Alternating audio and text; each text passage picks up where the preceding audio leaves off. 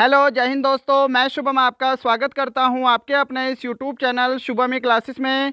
आज हम 11वीं का पूरे 50 प्रश्नों का मॉडल टेस्ट पेपर डिस्कस करने वाले हैं, जिसके अंदर हम सामान्य ज्ञान, सामान्य विज्ञान, गणित और रीजनिंग चारों सेक्शन कवर करेंगे।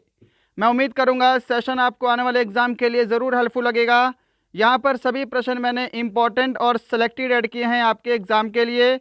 सभी को कॉपी पेन साथ में लेकर बैठना है। चलिए अपनी क्लास स्टार्ट करते हैं। और आगे बढ़ने से पहले कल की क्लास में ये वाला प्रश्न आपको होमवर्क के लिए दिया था, तो पहले इसको डिस्कस करेंगे। शिमला समझौता किस वर्ष हुआ था? अगर आप सभी ने कल इसका आंसर ऑप्शन बी दिया था 1972, आपका आंसर बिल्कुल करेक्ट है जी। चलें आगे। चलिए बढ़ते हैं आज की क्लास की तरफ। तो देखिएगा, प्रश्नों की संख्या पूरे 50 है और मैं आपको टारगेट दे रहा हूं 35 प्लस क्वेश्चन राइट करने का। अगर आप इसको 40 प्लस या फिर 45 प्लस तक लेकर जा सकते हैं तो और भी अच्छी बात है।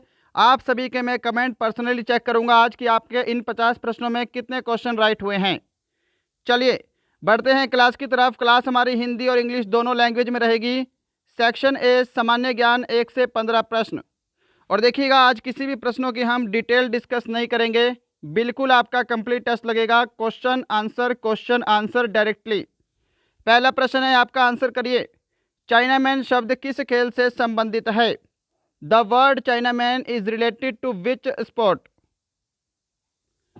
आंसर मैच करिएगा। अगर आप सभी ने ऑप्शन ए को आंसर दिया है क्रिकेट, आपका आंसर बिल्कुल करेक्ट है। बढ़ते हैं सेकंड क्वेश्चन की तरफ। क्वेश्चन नंबर सेकंड आपके सामने। आंसर के लिए देखिए समय नहीं मिलेगा, फटाफट से सभी को आंसर देना है। क्वेश्चन पढ़ते ही आपका आंसर आपके सामने आना चाहिए। सेकंड नंबर क्वेश्चन है, गीता रहस्य के रचयिता कौन हैं? Who is the author of Gita Rahasya? Answer match करिए। ऑप्शन सी अगर आप सभी आंसर दे रहे हैं बाल गंगाधर तिलक, आपका आंसर बिल्कुल करेक्ट है। क्वेश्चन नंबर थर्ड देखिएगा, विश्व मधुमेह दिवस किस तिथि को मनाया जाता है? World diabetes day is celebrated on which date? अगर आप सभी ने ऑप्शन सी को आंसर दिया है 14 नवंबर, आपका आंसर बिल्कुल राइट है। 14 नवंबर को विश्व मधुमेह दिवस। और देखिएगा, इंडिया में बाल दिवस मनाया जाता है राष्ट्रीय लेवल पर। क्वेश्चन नंबर 4 आपके सामने है, अलमाटी बांध किस राज्य में स्थित है? आंसर करिए। ऑप्शन आपके सामने स्क्रीन पर अवेलेबल हैं। तमिलनाडु, कर्नाटक, गोवा या फिर सिक्किम। तो देखिए, अलमाटी बांध जो है यह कर्नाटक में है। ऑप्शन बी आपका करेक्ट आंसर है। और कर्नाटक में कृष्णा नदी पर स्थित है, ये भी आपको पता होना चाहिए। नदी आपसे एग्जाम में ज़रूर पूछ सकता है, अलमाटी बांध किस नदी पर है? तो कृष्णा नदी, कर्नाटक। क्वेश्चन नंबर 5 देखिए, मोसाद किस देश की गुप्तचर संस्था है? Mossad is the intelligence organisation of which country? Answer match करिए। ऑप्शन डी जो आंसर दे रहे हैं इजराइल, उनका आंसर बिल्कुल करेक्ट है जी। चलिए 6 नंबर क्वेश्चन आपके सामने है, सांची स्तूप का निर्माण किसके शासन काल में हुआ था? During whose reign was the Sanchi stupa built? बताइए जल्दी से, ऑप्शन सामने स्क्रीन पर हैं। आंसर मैच करिए। क्या सभी ऑप्शन बी को आंसर दे रहे हैं? अशोक, आपका आंसर बिल्कुल राइट है। 7 नंबर क्वेश्चन देखिएगा, सामने स्क्रीन पर है, प्रमुख राग मियां की मल्हार के रचयिता कौन थे? ऑप्शन आपका एक करेक्ट आंसर रहेगा तानसेन।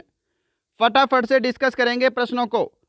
क्वेश्चन नंबर 8 आपके सामने है, निम्नलिखित में से किसे दक्षिण का ब्रिटेन के नाम से जाना जाता है? चलिए, विभिन्न देशों के भौगोलिक उपनाम, जियोग्राफी से आपका ये क्वेश्चन है। Which of the following is known as Britain of the south? तो दक्षिण का ब्रिटेन बोला जाता है न्यूजीलैंड को। ऑप्शन सी आपका करेक्ट आंसर है जी। क्वेश्चन नंबर 9 देखिए, विंग्स ऑफ फायर किसकी आत्मकथा है? कई बार आपके एग्जाम में पूछा गया है और कई बार हमने अपनी क्लास में भी डिस्कस किया है, तो ये वाला प्रश्न किसी का भी गलत नहीं होना चाहिए। विंग्स ऑफ फायर भूतपूर्व राष्ट्रपति एपीजे अब्दुल कलाम की आत्मकथा है? क्वेश्चन नंबर 10 देखिए, हुमायूं का मकबरा कहाँ स्थित है? Where is Humayun tombs located? हाँ जी, आंसर मैच करिए। ऑप्शन सी को जो आंसर दे रहे हैं दिल्ली, उनका आंसर बिल्कुल करेक्ट है। क्वेश्चन नंबर 11, भारत का प्रथम राष्ट्रीय उद्यान कौन सा है? सुपर इंपॉर्टेंट क्वेश्चन है। आपका विविध वाला टॉपिक होता है ना मिसलेनियस में, भारत में प्रथम, उसी टॉपिक से यह प्रश्न लिया है। भारत का प्रथम राष्ट्रीय उद्यान कौन सा है? ऑप्शन आपका एक करेक्ट आंसर रहेगा जिम कॉर्बेट नेशनल पार्क। और देखिए इसकी जगह आपसे ऑप्शन में हेली नेशनल पार्क भी दे सकता है, ध्यान रखिएगा। Heli national park, Jim Corbett national park का पुराना नाम क्या था? Heli national park. तो हेली नेशनल पार्क भी एग्जाम में आ सकता है। 12 नंबर क्वेश्चन आपके सामने, बताइए जी, पॉलिटी से क्वेश्चन है, सुपर इंपॉर्टेंट। किस अनुच्छेद के तहत राष्ट्रपति किसी अपराधी को दोष मुक्त कर सकता है? Very very important. Under which article can the president equity a criminal? Option आपका डी करेक्ट आंसर रहेगा, अनुच्छेद 72 के तहत राष्ट्रपति किसी अपराधी को क्षमादान दे सकता है। क्वेश्चन नंबर 13 है, किसे 10 लाख हाथियों की भूमि कहा जाता है? Which is called the land of 1 million elephants? 10 lakh elephant, clear है? तो ये बोला जाता है लाओस को। ऑप्शन बी आपका परफेक्ट आंसर है। क्वेश्चन नंबर 14 है आपके सामने, भारत पाक युद्ध किस वर्ष हुआ था? ऑप्शन आपके सामने है, जल्दी से आंसर करिए। अगर आप सभी ने यहाँ पे ऑप्शन बी को आंसर दिया है 1965, आपका आंसर बिल्कुल करेक्ट है। देखिए 1947-48 में भारत पाकिस्तान का युद्ध हुआ था, उसके बाद 1965, 1971 एंड लास्ट में 1999 में भारत और पाकिस्तान के बीच युद्ध हुए हैं। सभी युद्ध का अपना अलग अलग कारण है। चलिए क्वेश्चन नंबर 15 देखिएगा, सामने स्क्रीन पर आपके है, very very important. Belur Math के संस्थापक कौन थे? आंसर करिए जल्दी से। तो देखिए इससे पहले आपको पता होना चाहिए बेलूर मठ की स्थापना किस वर्ष हुई है? 1897 में हुई है, ये वेरी वेरी इंपॉर्टेंट है। और इसके संस्थापक थे स्वामी विवेकानंद। ऑप्शन आपका सी यहाँ पर बिल्कुल करेक्ट आंसर है। तो दोस्तों यहाँ पे आपका सेक्शन ए कंप्लीट होता है। सेक्शन बी देखिए 16 से 30 प्रश्न है सेक्शन बी में सामान्य विज्ञान के। और जब लास्ट में आपको स्कोर कमेंट करना है तो सभी को सेक्शन वाइज स्कोर कमेंट करना है। सेक्शन ए में कितने राइट हुए हैं, सेक्शन बी में, सेक्शन सी में, सेक्शन डी में। और 1/4 हो सके तो नेगेटिव मार्किंग भी लगाकर चलिएगा। 16 नंबर क्वेश्चन देखिए, ठोस का सीधे वाष्प में बदलना कहलाता है? क्या बोलते हैं? तो सब्लिमेशन बोलते हैं, ऊर्ध्वपातन। ऑप्शन आपका डी करेक्ट आंसर है। कभी कभी आपसे एग्जाम में इसका एग्जाम्पल पूछ सकता है, तो ध्यान रखिएगा। कपूर ठोस से सीधे वाष्प में बदल जाती है। 17 नंबर क्वेश्चन देखिए, फ्रियोन को किस नाम से जाना जाता है? By what name is Freon non?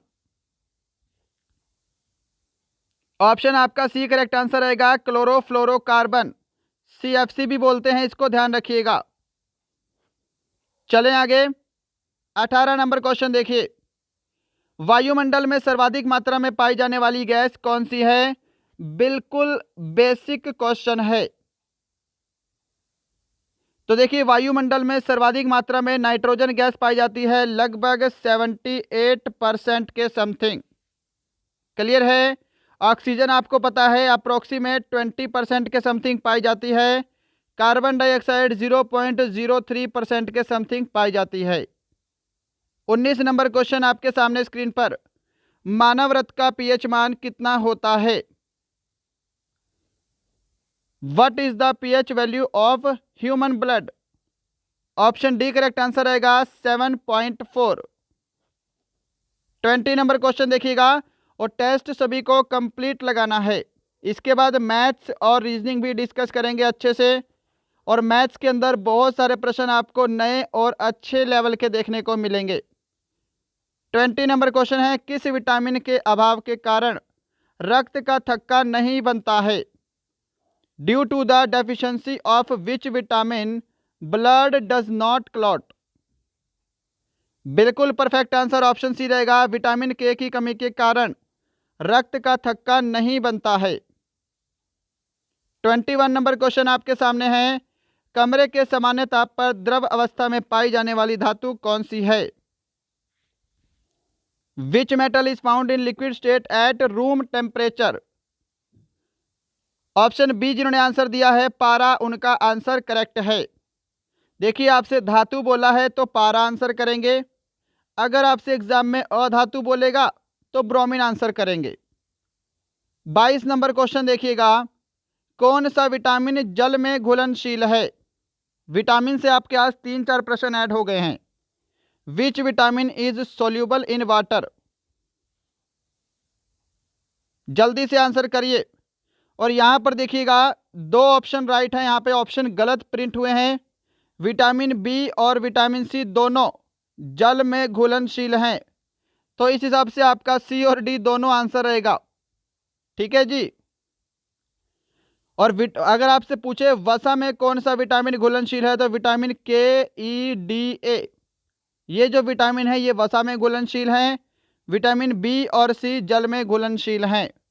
सी और डी दोनों करेक्ट आंसर हैं। चलिए 23 नंबर क्वेश्चन देखिए, हिमेटोलॉजी किसका अध्ययन होता है? Haematology is the study of kidney, liver, heart, blood. बताइए जल्दी से। ऑप्शन आपका डी करेक्ट आंसर रहेगा, हिमेटोलॉजी ब्लड से संबंधित अध्ययन है।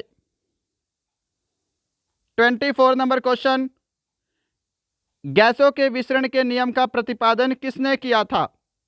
Who propounded the law of diffusion of gases?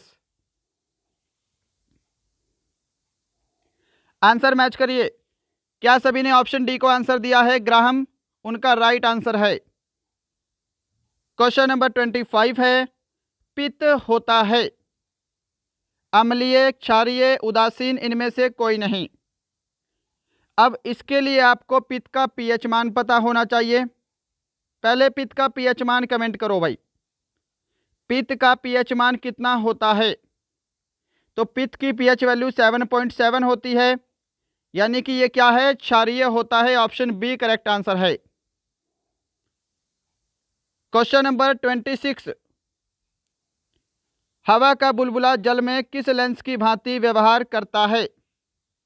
करिए जी आंसर।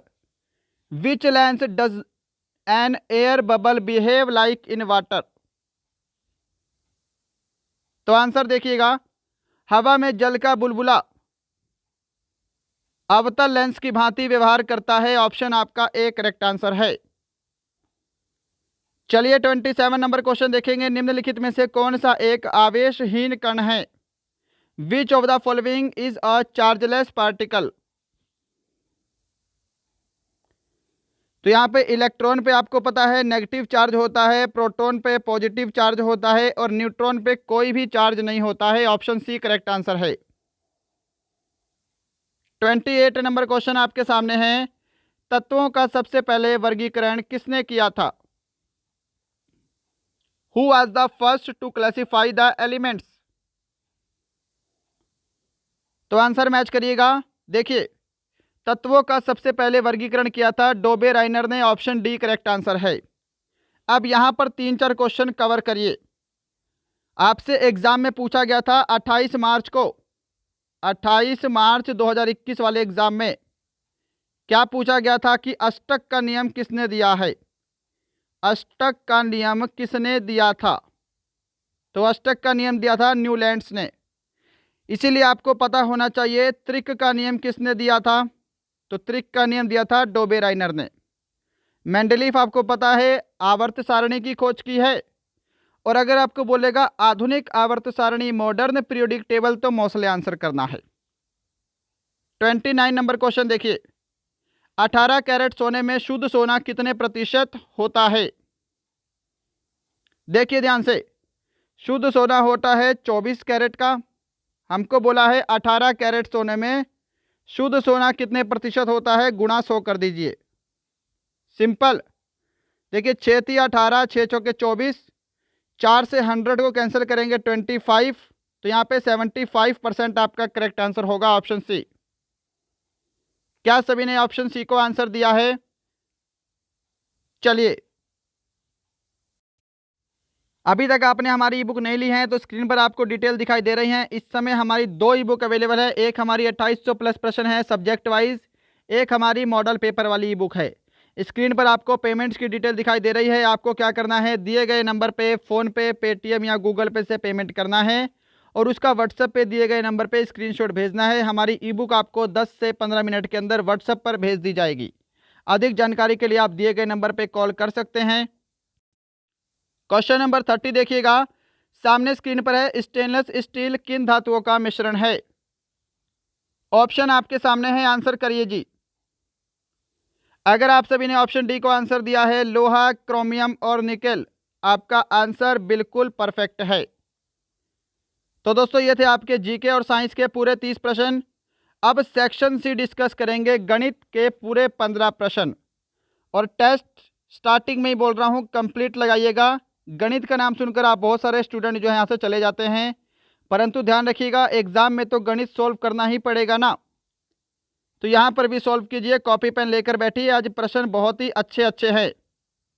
यहाँ पे आर्मी मॉडल टेस्ट पेपर 2022 है भाई, यहाँ पर भी मिस्टेक हुई है, 2022 है। ये मत सोचना कि पुराना मॉडल पेपर करवा रहा हूँ, ये मैंने आज ही बनाया है। चलिए क्वेश्चन नंबर 31 देखिए जी सामने स्क्रीन पर आपके, इसका आंसर करिए। क्वेश्चन नंबर 31 का आंसर करिए कि एक दुकानदार 2000 की कोई वस्तु 15% की छूट देने के उपरांत अन्य कितने प्रतिशत की छूट देता है कि उसका विक्रय मूल्य 1530 रुपये हो जाए? बताइए जल्दी से, क्या आंसर करेंगे? देखिए 2000 रुपये किसी वस्तु की कीमत है, उस पर पहले 15% की छूट दी है, तो उसको मैं क्या लिख सकता हूँ, 85/100 लिख सकता हूँ, क्योंकि छूट दी है तो 100 माइनस डिस्काउंट % होता है। अब बोला है कि और कितने प्रतिशत की छूट दे, तो इसको मैं क्या लिख सकता हूँ, 100 माइनस x/100, है ना। हमको x% की वैल्यू निकालनी है। अब क्योंकि ये छूट दी है तो 100 माइनस x% लिख दिया मैंने, और इसकी वैल्यू कितनी है, 1530। यहां पर चीज़ों को ध्यान से समझिएगा, जल्दी से सॉल्व करिए। क्या इतना सभी को समझ में आया है?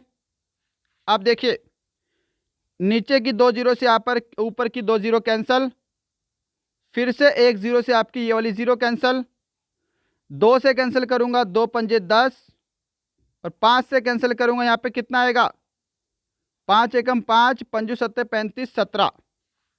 अब 1530 को आपको 17 से डिवाइड करना है। देखिए ध्यान से, 17 से हम 1530 को डिवाइड करेंगे तो 90 टाइम में ये पूरा डिवाइड हो जाएगा। अब यहाँ पर मुझे पता लगा है कि 100 माइनस एक्स की वैल्यू कितनी है, 90 है। क्लियर? तो ये जो 100 है इधर जाके 90 में माइनस होगा, तो यहाँ पे माइनस एक्स बराबर क्या होगा, माइनस का 10 होगा, है ना। तो माइनस से आपका माइनस कैंसिल हो गया, एक्स की वैल्यू कितनी आ गई, 10 आ गई। ऑप्शन आपका बी करेक्ट आंसर है, 10%। क्या सभी ने ऑप्शन बी को आंसर दिया है? आप चाहते तो ऑप्शन के साथ भी कर सकते थे, डायरेक्टली ऑप्शन इंक्लूड करके। क्वेश्चन नंबर 32 देखिए जी आपके सामने स्क्रीन पर है। इसकी स्टेटमेंट थोड़ी सी लंबी है, इसीलिए जो इंग्लिश मीडियम वाले विद्यार्थी हैं वो इंग्लिश में रीड करिए, हम प्रश्न को हिंदी लैंग्वेज में सोल्व करेंगे। क्वेश्चन देखिए, इसमें आपको सीखने को मिलेगा। क्वेश्चन है कि एक व्यक्ति कार से अपनी यात्रा के पहले 4 घंटों तक 90 किलोमीटर प्रति घंटे की चाल से चलता है और शेष दूरी 50 किलोमीटर प्रति घंटे की चाल से 6 घंटे में तय करता है। कार की औसत गति ज्ञात करें। अब ये प्रश्न दूसरे टाइप से है। आप सभी को पता है औसत गति का फॉर्मूला होता है 2xy अपॉन में x प्लस वाई, परंतु ये हम तब लगाते हैं जब सिर्फ आपको स्पीड दी हो आने की और जाने की। यहाँ पर तो आपको टाइम भी दे रखा है, तो आपको एक फॉर्मूला पता होना चाहिए। एवरेज स्पीड का फॉर्मूला होता है कुल दूरी डिवाइड बाई कुल समय। ये ध्यान रखिएगा, बहुत इंपॉर्टेंट है। Total distance upon total time. अब देखिए ध्यान से, 4 घंटे में 90 किलोमीटर प्रति घंटे की चाल से चलता है तो डिस्टेंस कितना होगा? 90 को 4 से मल्टीप्लाई करेंगे 360 प्लस, फिर 6 घंटे में कितनी है 50 किलोमीटर प्रति घंटा, तो इसको भी जोड़ेंगे तो आपका 300 बनेगा। एंड डिवाइड बाई क्या है? Total time. यहाँ पे 6 घंटे है, यहाँ पे 4 घंटे है, डिवाइड बाई 10। क्लियर है सभी को? अब इसको सॉल्व करेंगे तो ये आपका कितना बनेगा? इसको सॉल्व करने के बाद ये आपका 660 बनेगा, और डिवाइड बाई कितना है? 10 है। 0 से 0 कैंसल, 66 किलोमीटर प्रति घंटा औसत चाल रहेगी। ऑप्शन बी करेक्ट आंसर है। क्या सभी को ये वाला प्रश्न समझ में आया है? जल्दी से कमेंट करिए, क्या सभी को ये वाला प्रश्न समझ में आया है? चलिए बढ़ते हैं नेक्स्ट क्वेश्चन पे। क्वेश्चन नंबर 33 आपके सामने स्क्रीन पर। ये तो सिंपल प्रश्न है, ये कोई गलत मत करना। कि कोई व्यक्ति 10 किलोमीटर प्रति घंटे की एक समान चाल से साइकिल चलाते हुए किसी पुल को 90 सेकंड में पार करता है। पुल की लंबाई ज्ञात करें। हाँ जी, डिस्टेंस का फॉर्मूला लगा दीजिए, स्पीड इनटू टाइम। देखिए स्पीड आपको किलोमीटर प्रति घंटा में दी है, जबकि समय और दूरी आपको मीटर में दे रखी है। तो इस किलोमीटर प्रति घंटे को मीटर प्रति सेकंड में बदलने के लिए हम क्या करते हैं? 5/18 से मल्टीप्लाई करते हैं। तो ये आपकी स्पीड आ गई मीटर प्रति सेकंड में, और समय आपको दे रखा है 90 सेकंड। ये आपका पूरा हो गया डिस्टेंस का फॉर्मूला। अब देखिए 18 पंजे 90, 5 5 जा 25 एंड 25 को 10 से मल्टीप्लाई करेंगे 250 मीटर। आपका ऑप्शन डी करेक्ट आंसर होगा। चलिए क्वेश्चन नंबर 34 देखिएगा जी सामने स्क्रीन पर आपके। इसका आंसर करिए जल्दी से, आंसर करिए। रेशो एंड प्रपोर्शन वाले टॉपिक से क्वेश्चन है कि 3 संख्याएं 9, 6, 4 के अनुपात में हैं। यदि सबसे बड़ी और सबसे छोटी संख्या का अंतर 80 है तो सबसे बड़ी संख्या ज्ञात करें। डायरेक्टली क्वेश्चन को करेंगे सोल्व। 3 संख्या है 9:6:4 के अनुपात में। बड़ी और छोटी संख्या का अंतर बोला है तो बड़ा और छोटे रेशो का अंतर ले लीजिए, कितना है? 5 आएगा रेशो में। और प्रश्न में कितना दे रखा है? 80 दे रखा है, यानी कि 5 रेशो की वैल्यू 80 के बराबर है। 1 रेशो की वैल्यू कितनी आ जाएगी? 16 के बराबर आ जाएगी। समझ गए यहाँ पे इतना? तो अब देखिए सबसे बड़ी संख्या ज्ञात करें। सबसे बड़ा रेशो कितना है? 9 है। अगर 1 रेशो की वैल्यू 16 है तो 9 रेशो की वैल्यू कितनी हो जाएगी? 16 गुणा 9 144। ऑप्शन आपका डी यहाँ पे करेक्ट आंसर है। चलिए 35 नंबर क्वेश्चन देखिएगा। क्वेश्चन को सॉल्व करते जाइए बस फटाफट। ये क्वेश्चन आपका बोर्ड मार्क्स से है, इसका जल्दी से सॉल्यूशन करिए। देखिए 144 पहले हम डिवाइड करेंगे तो 144 को 6 से भाग करेंगे तो यहाँ पे बनेगा आपका 6 दूनी 12, 6 चौके 24। फिर 3 से मल्टीप्लाई करेंगे तो कितना बनेगा? 72 बनेगा। अब 72 में 6 जोड़ेंगे तो कितना बनेगा? 78 बनेगा। और 78 में अगर हम 2 माइनस कर दें तो 76 आपका राइट आंसर रहेगा। Option D, option B. क्या सभी ने ऑप्शन बी को आंसर दिया है? फटाफट से करना है आपको, ऐसे ही मिनटों में क्वेश्चन को सॉल्व करना है। 36 नंबर क्वेश्चन देखिए जी। चलिए इसका आंसर करिए कि 15 संख्याओं का औसत 6 है। यदि प्रथम 9 संख्याओं का औसत 5 हो तो शेष संख्याओं का औसत ज्ञात करें। बढ़ते हैं सॉल्यूशन पे। देखिएगा कि 15 संख्याओं का औसत कितना है, 6 है। अगर मैं 15 को 6 से मल्टीप्लाई कर दूं तो 15 संख्याओं का टोटल आ जाएगा 90, जिसमें पहली 9 संख्याओं का जो एवरेज है वो 5 है। 9 को 5 से मल्टीप्लाई करेंगे तो कितना आएगा, 45 आएगा। अब अगर इनमें 15 संख्याओं के टोटल में से 9 संख्याओं का टोटल माइनस कर दूं, माइनस करने पे कितना बचा है, 45 बचेगा, है ना। ये 45 क्या है, शेष बची 6 संख्याओं का टोटल है। हमको शेष संख्याओं का औसत बताना है, तो जो आपका शेष टोटल बचा है उसमें से शेष संख्याओं को भाग कर दीजिए, आपका एवरेज आ जाएगा। 3 से करते हैं, यहाँ पे डायरेक्ट क्या करो, 6 से कर लो। 6 7 42, यहाँ पे 6 पंजे 30, 7.5 ऑप्शन बी आपका करेक्ट आंसर है। बताइए क्या सभी ने ऑप्शन बी को आंसर दिया है। चलिए बढ़ते हैं नेक्स्ट क्वेश्चन की तरफ। नेक्स्ट क्वेश्चन है आपके सामने क्वेश्चन नंबर 37। इसका आंसर करिए जी कि 8% वार्षिक चक्रवृद्धि ब्याज की दर से 6,250 रुपये पर 2 वर्ष में प्राप्त चक्रवृद्धि ब्याज ज्ञात करें।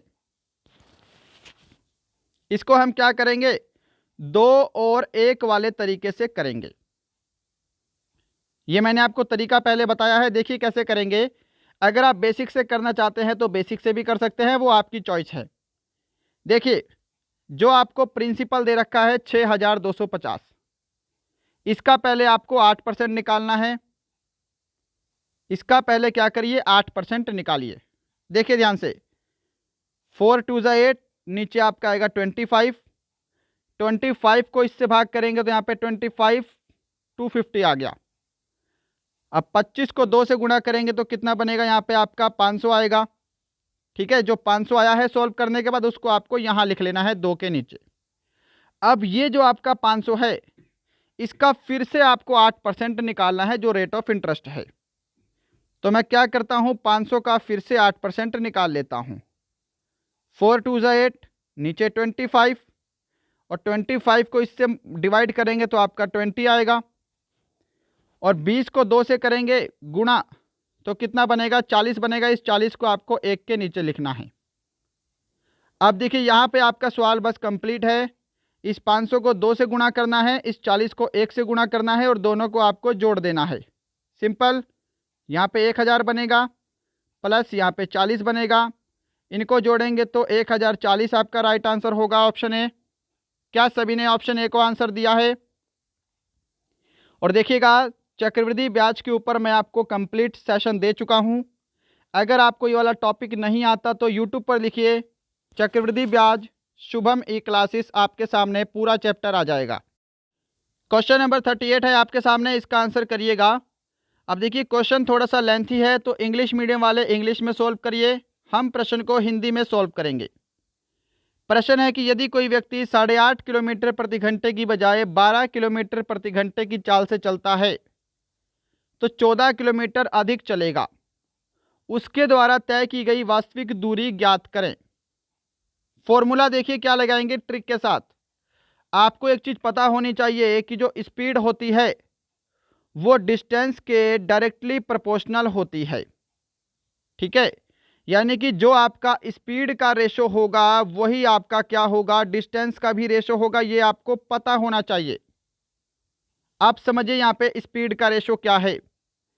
स्पीड का रेशो क्या बन रहा है, ध्यान से समझिए। इसको मैं क्या लिख सकता हूँ, यहाँ पे मैं 17/2 रेशो 12, ये आपका क्या है, स्पीड का रेशो है।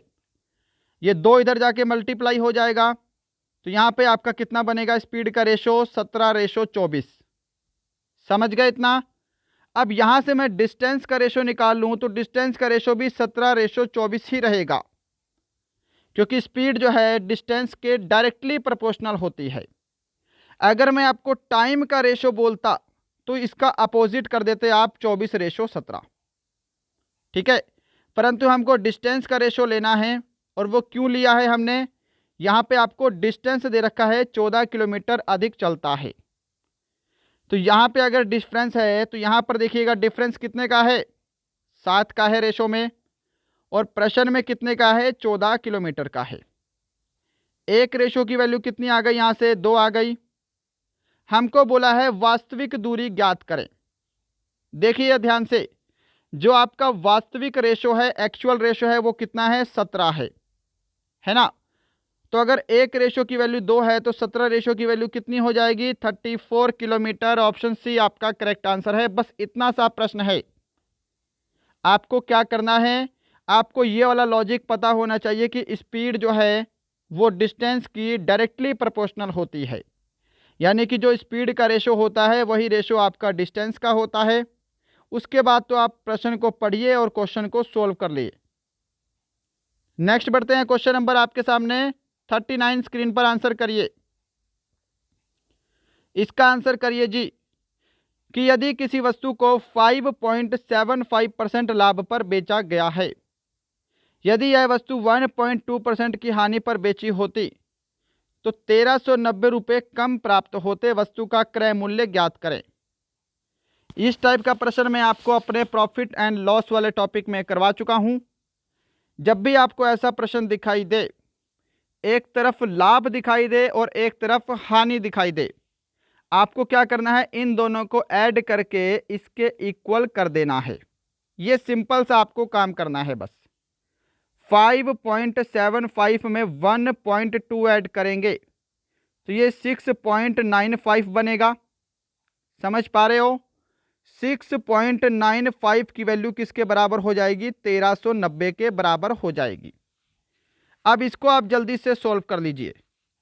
हाँ जी, 1390 को आपको 6.95 से डिवाइड करना है। तो डिवाइड करने पे ध्यान रखिएगा, आपकी एक रेशो की वैल्यू बनेगी 200।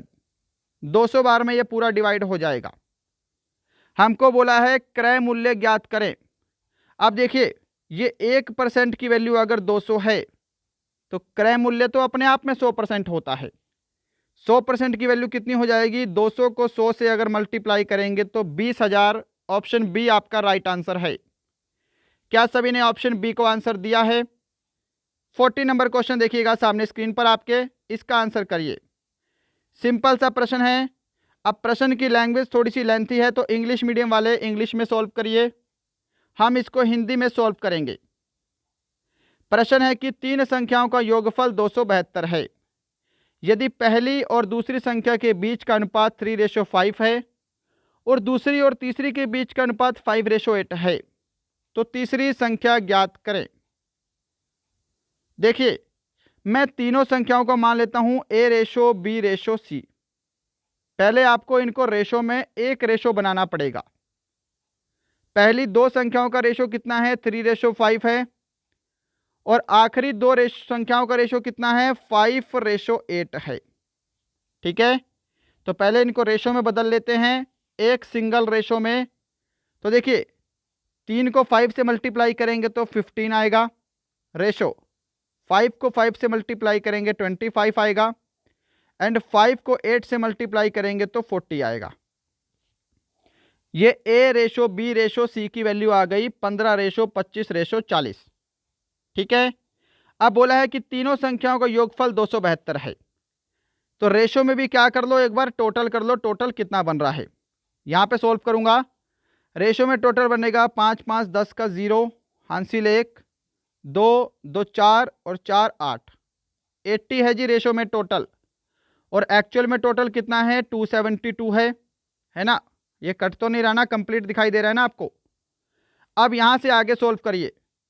एक रेशो की वैल्यू निकालिए पहले, 8 10 80, यहाँ पे 10 आ गया।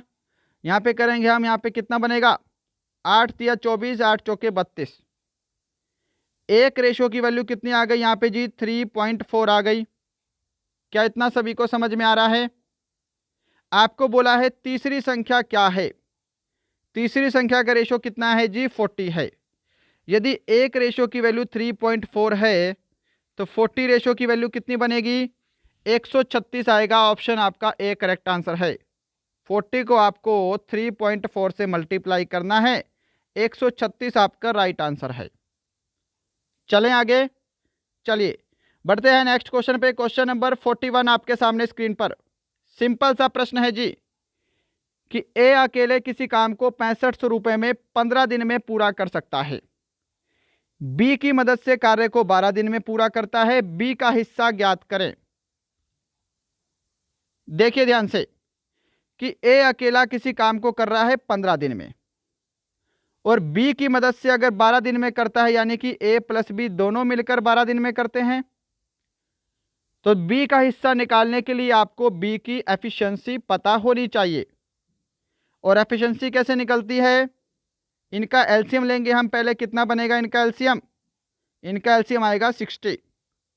देखिए 15 चौके 60 और 12 पंजे 60। ए की एफिशिएंसी कितनी है? 4 है। तो बी की एफिशिएंसी कितनी आएगी? 1 आएगी, है ना, क्योंकि ए और बी दोनों की 5 है। 5 में से 4 को माइनस करेंगे तो बी की एफिशिएंसी कितनी आ गई? 1 आ गई। सिंपल सा प्रश्न है, अब सोल्व करिएगा कि ए अकेला कितने रुपए कमा रहा है? 6500 रुपये कमा रहा है, और बी की मदद से आपको बी का हिस्सा बताना है, सॉरी। तो सिंपल सी बात है, दोनों की एफिशिएंसी का टोटल कितना है? 5 है। तो 6500 को 5 से डिवाइड करेंगे, और बी का हिस्सा निकालना है तो बी की जो कार्य क्षमता 1 है उससे मल्टीप्लाई कर देंगे। सिंपल, यहाँ से आपका बी का रेशो आ जाएगा। करेंगे यहाँ पे कितना होगा? 13 पंजे 65, 1300 रुपये आपका राइट आंसर है, ऑप्शन बी। क्या सभी ने ऑप्शन बी को आंसर दिया है? क्वेश्चन नंबर 42 देखिएगा, सामने स्क्रीन पर है, इसका आंसर करिए जल्दी से। और भी सिंपल प्रश्न है, शंकु के आयतन का सही सूत्र क्या है? हाँ जी, शंकु के आयतन का फॉर्मूला होता है option C 1/3 pi r 2h। 4/3 pi r की क्यूब क्या होता है? गोले का आयतन। पाई आर 2h क्या होता है? बेलन का आयतन। और 2 पाई आर एच होता है बेलन का वक्र पृष्ठ क्षेत्रफल। क्वेश्चन नंबर आपके सामने 43, इसका आंसर करिए। लीजिए बताइए, इसका आपको हल करना है। किसकी क्यूब है ये? 4096। आंसर करिए जल्दी से, क्या आंसर करेंगे? तो देखिए ऑप्शन आपका डी करेक्ट आंसर है। अगर हम 16 की क्यूब करेंगे तो 4096 आपका बनेगा, यानी कि आपको कम से कम 20 तक की क्यूब पता होनी चाहिए, ये आपकी बहुत ज़रूरी है। और 30 तक आपको स्क्वायर याद होने चाहिए, ठीक है। चलिए क्वेश्चन नंबर 44 आपके सामने है, मैथ का सेकंड लास्ट क्वेश्चन। ये आपको सीरीज दे रखी है, आपको 12वां पद निकालना है। तो अगर मैं ध्यान से देखूं तो इन सभी में कितने का डिफरेंस है? 4 4 का डिफरेंस है। अगर डिफरेंस सेम हो किसी सीरीज में तो वो सीरीज आपकी बनती है एपी, यानी कि अरिथमेटिक प्रोग्रेशन वाली। अब देखिए 12वां पद यानी कि आपको nवां पद निकालना है। फॉर्मूला क्या होता है? a plus n minus 1 D.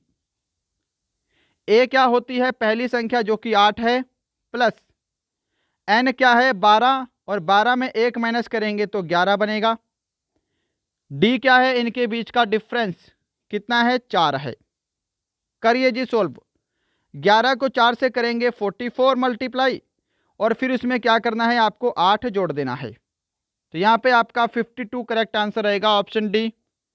बताइए क्या सभी ने ऑप्शन डी को आंसर दिया है? क्वेश्चन नंबर 45 है, मैथ्स का लास्ट क्वेश्चन। इसके बाद 5 प्रश्न आपके रीजनिंग के हैं, उनको भी सॉल्व करिएगा। इनमें से कौन सी अभाज्य संख्या है प्राइम नंबर है? तो अभाज्य संख्या तो पता है ना, जो किसी के भी पहाड़े पर भाग नहीं होती हैं। देखिए 91 क्या है? 13 से डिवाइड हो जाएगा, 13 सत्ते 91। 57 19 से भाग हो जाएगा। और 87 किससे डिवाइड होगा? 87 आपका 3 से भाग हो रहा है, सिंपल। 3 दूनी 6, 3 निम 27, 3 से और 19 से। यहाँ पे 67 ऐसा नंबर है जो कि किसी से भी डिवाइड नहीं होगा, और ये 67 क्या है? आपका प्राइम नंबर है। तो यहाँ पे आपका मैथ का सेक्शन कंप्लीट होता है। सेक्शन डी आपके सामने रीजनिंग के हैं 5 प्रश्न। चलिए जल्दी से सोल्व करिएगा, इसके बाद आपकी छुट्टी है। और सभी का स्कोर मुझे आज कमेंट बॉक्स में चाहिए, मैं सभी का स्कोर देखूंगा। अपने सेक्शन वाइज स्कोर कमेंट करना है। इसका आंसर करिएगा। यहाँ पे क्वेश्चन मार्क की जगह क्या आएगा? थोड़ा सा अच्छे लेवल का प्रश्न है, ध्यान से देखिए। देखिएगा इनके बीच में डिफरेंस कितने का है? 1 का डिफरेंस है। मैं यहाँ पे डिफरेंस लिख रहा हूँ, ठीक है। इनके बीच में डिफरेंस कितने का है? तो 7 का डिफरेंस है जी। ओके। इनके बीच में डिफरेंस कितने का है? 3 का है। इनके बीच में 5 का। इनके बीच में डिफरेंस कितने का है? 4 का है ना। 23 और सॉरी, इनके बीच में डिफरेंस भी 5 का है। इनके बीच में डिफरेंस कितने का है? 3 का। इनके बीच में डिफरेंस कितने का है? 7 का है। आगे आपको बताना है इनके बीच में डिफरेंस जो है वो यहाँ लिखना है। यहाँ पे बताना है आपको क्या आएगा। तो देखिए यहाँ पे आपकी 2 सीरीज फॉलो हो रही हैं। पहली सीरीज है 7 5 माइनस हो रही है पहली सीरीज। देखिए 1 में 2 जोड़ेंगे 3, 3 में 2 जोड़ेंगे 5, 5 में 2 जोड़ेंगे 7, 7 में 2 जोड़ेंगे 9। तो हमको ये 9 नहीं जोड़ना है, ये आपका इससे एक्स्ट्रा वाला है। हमको दूसरी सीरीज देखनी है। माइनस हो रहा है, 7 में 2 माइनस करेंगे 5, 5 में 2 माइनस करेंगे 3, 3 में 2 माइनस करेंगे तो 1, ठीक है। अब 39 में आपको 1 जोड़ देना है, 38 में आपको 1 जोड़ देना है। 39 आपका राइट आंसर है, ऑप्शन सी। हाँ जी, कंफ्यूज तो नहीं हुए ना? समझ गए होंगे मैं क्या बताने का प्रयास कर रहा हूँ। आपका 39 राइट आंसर होगा। 2 सीरीज फॉलो हो रही हैं, हमको सेकंड वाली सीरीज फॉलो करनी है। 47 नंबर क्वेश्चन देखिए सामने स्क्रीन पर आपके। चलिए इसका आंसर करिए। किसी निश्चित कूट भाषा में स्विम को लिखा जाता है, तो इसी कूट भाषा में क्लियर को कैसे लिखेंगे? अगर आप इस क्वेश्चन को ध्यान से देखें तो इसमें क्या है? अपोजिट लेटर की सीरीज फॉलो की हुई है, ठीक है ना। एस का अपोजिट एच होता है, डब्ल्यू का अपोजिट डी होता है, सारी अपोजिट लेटर है। तो इसमें भी अपोजिट लेटर फॉलो करिए। सी का अपोजिट एक्स, एल का अपोजिट ओ, ई का वी, ए का जेड, आर का आई। देख लीजिए कौन से ऑप्शन में है। तो ऑप्शन मुझे डी दिखाई दे रहा है, ऑप्शन डी आपका राइट आंसर है। अपोजिट लेटर आपको पता है ना, ए से जेड तक कौन से वर्ड का कौन सा अपोजिट है। 48 नंबर क्वेश्चन देखिएगा सामने स्क्रीन पर आपके। इसका आंसर दीजिए। कौन सा शब्द अन्य से भिन्न है? ऑप्शन आपका डी करेक्ट आंसर होगा। मित्र यानी कि फ्रेंड, ये क्या है? इन सबसे अलग है। पिता पुत्र भाई क्या है? एक फैमिली रिलेशन बनता है, जबकि फ्रेंड फैमिली रिलेशन में नहीं है। और देखिएगा इसका पीडीएफ आपको मैं टेलीग्राम चैनल पे अपलोड कर दूंगा। टेलीग्राम चैनल का लिंक नीचे डिस्क्रिप्शन में दिया हुआ है। 49 नंबर क्वेश्चन है आज का सेकंड लास्ट, और ये क्वेश्चन डायरेक्शन से है और क्वेश्चन थोड़ा सा लेंथी है। जो इंग्लिश मीडियम वाले हैं वो इंग्लिश में रीड कर लीजिए, हम क्वेश्चन को हिंदी में सोल्व करेंगे। कि एक व्यक्ति उत्तर दिशा की ओर कुछ दूर चलने के बाद डायरेक्ट करते हैं, ये कोई व्यक्ति है, उत्तर दिशा की ओर जा रहा है तो ऊपर जाएगा, ऊपर गया कुछ दूर, फिर अपने दाईं ओर मुड़ता है, यानी कि राइट हैंड साइड मुड़ता है, ये मुड़ गया इधर और कुछ दूर चलता है, पुनः दाईं ओर मुड़ता है। अब इस व्यक्ति का फेस इस तरफ है तो राइट साइड मुड़ेगा तो नीचे जाएगा, है ना, और अंत में अपने बाईं ओर मुड़ता है। अब इस व्यक्ति का फेस नीचे की तरफ है, अगर लेफ्ट साइड जाएगा तो वो इस दिशा में जाएगा। बोला है वह किस दिशा की ओर जा रहा है। ये कौन सी डायरेक्शन होती है? ये आपकी पूरब होती है, ऑप्शन ए आपका करेक्ट आंसर है। समझ पा रहे हो ना डायरेक्शन में आपको डायरेक्शन कैसे बनानी है। ये पूरब है, ये पश्चिम है, ऊपर उत्तर है, नीचे दक्षिण है। तो ये कौन सी डायरेक्शन है? पूरब है, ऑप्शन आपका ए करेक्ट आंसर है। चलें आगे। चलिए क्वेश्चन नंबर 50 है आज का लास्ट क्वेश्चन, और इस कंप्लीट होने के बाद जरूर बताइएगा इन 50 प्रश्नों में आज आपने टोटल कितने क्वेश्चन राइट किए हैं। फटाफट से इसको डिस्कस करते हैं। यहाँ पे बताइएगा क्या आंसर आएगा आपका। श्रृंखला को कंप्लीट करना है, कंप्लीट दिस सीरीज। देखिए यहाँ पर भी क्या करिए आप, डिफरेंस ले लीजिए, डिफरेंस ले लीजिए। यहाँ पे कितने का डिफरेंस है जी? 1 का। इनके बीच में 4 का, 9 और 6 15, 9 का। यहाँ पे कितने का डिफरेंस है जी? 16 का है। है ना। 15 और 16 कितने होते हैं, 31 होते हैं, 6 5 11, ठीक है जी। तो अगर मैं ध्यान से देखूं तो ये क्या है आपका 1 का स्क्वायर, ये 4 क्या है 2 का स्क्वायर, ये 9 क्या है 3 का स्क्वायर, 16 क्या है 4 का स्क्वायर। आगे क्या आएगा 5 का स्क्वायर, कितना होगा 25, यानी कि 31 में आपको 25 ऐड करना है। ऐड करेंगे तो यहाँ पे आपका 56 करेक्ट आंसर होगा, ऑप्शन सी। क्या सभी ने ऑप्शन सी को आंसर दिया है, बताइए जल्दी से। तो दोस्तों ये था आपका आज का पूरे 50 प्रश्नों का मॉडल पेपर। बताइएगा सेशन कैसा लगा, हमारा पढ़ाया हुआ कैसा लगता है। हमारे चैनल को इतना लाइक, इतना शेयर, इतना सब्सक्राइब करने के लिए आप सभी का बहुत बहुत धन्यवाद। सभी को स्कोर क्या करना है, सेक्शन वाइज कमेंट करना है। सेक्शन ए में कितने राइट हुए हैं, सेक्शन बी में, सेक्शन सी में, सेक्शन डी में। क्लियर है। अभी तक आपने हमारी ई बुक नहीं ली है तो ई बुक ज़रूर लीजिएगा। स्क्रीन पर आपको सारी डिटेल दिखाई दे रही है। चलिए मिलते हैं कल, तब तक के लिए जय हिंद, जय भारत।